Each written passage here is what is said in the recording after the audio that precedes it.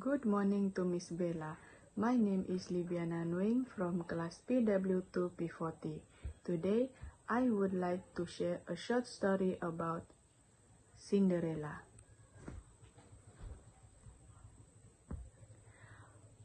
Once, there lived a sweet-tempered girl whose name was Cinderella.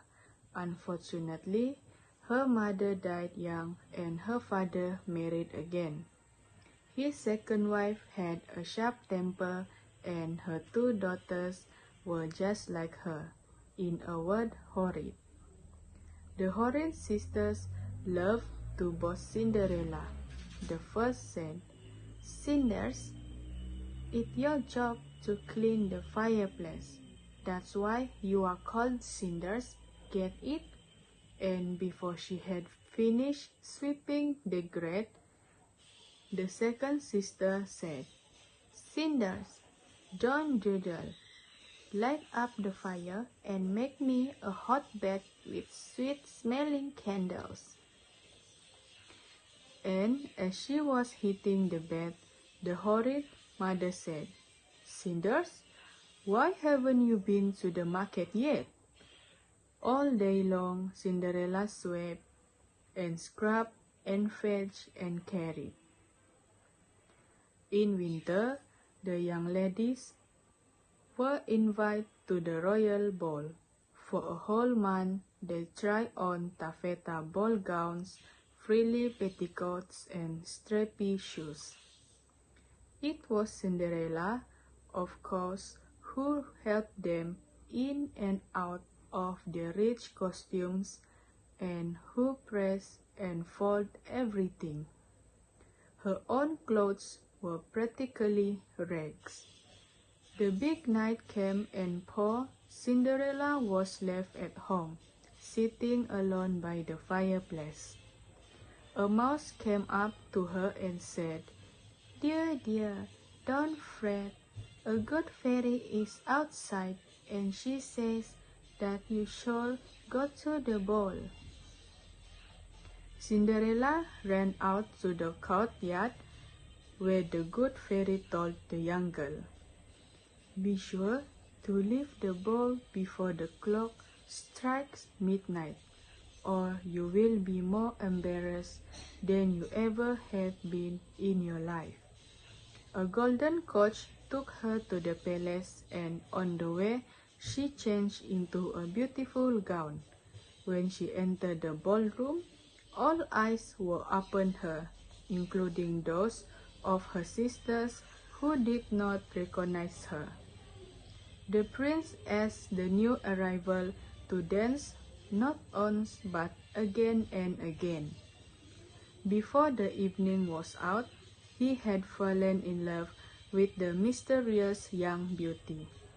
He was about to ask for her hand in marriage when the clock began to strike 12. "Oh, you must excuse me," exclaimed Cinderella, and she ran for the door. As she dashed down the steps, one of her dancing slippers fell from her foot and she had to hop to the coach. In the morning, the prince found the lost slipper and ordered his servants to take it up and down the lane until they discovered the foot that exactly fit it. When the prince's servants came to the house where Cinderella lived, her horrid sisters were eager to try on the slipper. "It fits me perfectly," said the first, but she could not shove her heel inside. "You can call me your Royal Highness because my foot fits better," said the second, but it was clear that her foot was even less able to slip into the slipper. The royal servant looked up and saw Cinderella sitting by the fireplace that she had been cleaning. There was a bit of soot on her nose, and it made her face all the more charming. He said, "Would you care to try on the shoe, miss?" "Why bother with her? She's just the maid," said the horrid sister's mother. "I would like to try, thank you," said Cinderella. Her foot slipped in perfectly. "Who would have thought it?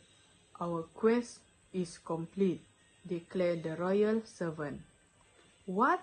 exclaimed the mother. "You have got to be kidding." "You idiot, you have got the wrong girl," protested the horrid sisters. But the servant was already calling for the coachman to take Cinderella to the palace, dressed in her rags exactly as she was, and wearing her normal shoe on one foot and her dancing slipper on the other.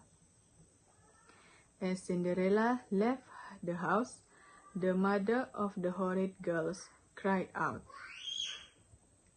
"Good riddance! We have had enough of you, chick." But Cinderella knew that she had found true love, and the very next day she and the prince were wed, and the bells rang out all over the land. That's all. Thank you.